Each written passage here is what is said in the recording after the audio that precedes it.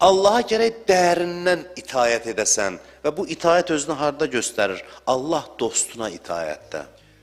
Ola bilər ki, adam Allaha itayət edir, hə? Bir varlıq.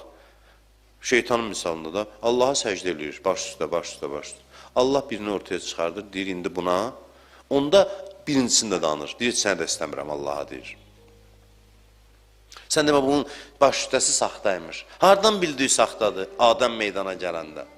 Allahın seçdiyi ortaya çıxanda. Allah birini seçir, ona deyəndə itayət elə, ona səcdə elə deyəndə, bunun içindəki bütün o xəbislik üzə çıxır. İnsanın nəfsində hiləgərliyi var. İnsan özünü və başqalarını aldada bilir. Güya mən Allaha itayət eləyirəm. Allah dilində məlum eləyərəm hər şey. Darıxma. İndi məlum eləyərəm. Məlum eləyərəm, görüm sən kimsən.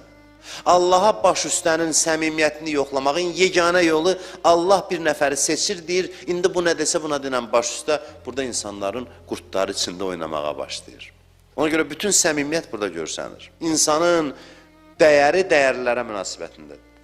Bunu başlamaq lazımdır qeyri-məsumlardan. Qeyri-məsumlardan.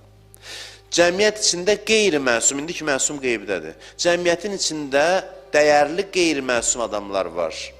Sənin onlara münasibətin, onların müqabilində ədəb göstərməyin, sənin Allaha münasibətin güzgüsüdür. Bunu yaddan çıxartmayın. Ona görə də mən həmişə öz fikrimdir bu və Qurandan qaynaqlanır düşünürəm. Bir cəmiyyətin mənəvi vəziyyətinə qiymət vermək istəyəndə namazına baxma.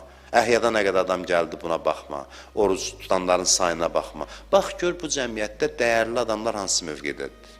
Dəyərli adamı daşlayırlar, deməli tənəzzüldədirlər.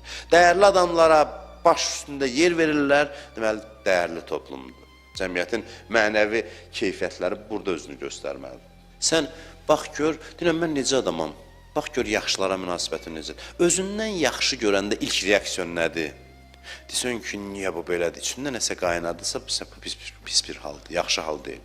Yox, yaxşı adam görəndə içində təvazu, xoş bir hisslər keçirdinsə, ona sayğı göstərdinsə, bu əlamətdir ki, sən inşallah yaxşı olacaqsan. O birisi varsa tez tövbə eləməlisən, özünlə mübarizə aparmalısan.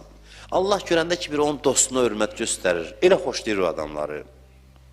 Bax, nəyə itirirsinizsə itirin, Allah dostlarına münasibət itirməyin, bu sizi düzəldəcək. İnsanlaradır.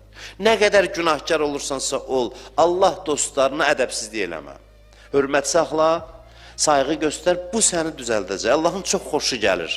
Bax, Kərbəla şəhidləri niyə əziz idi? Pərvanə kimi Allah dostunun başına dolanırdılar. Allah da qiymətləndirdi. Adlarını həkk elədi əbədi olaraq qəlblərə.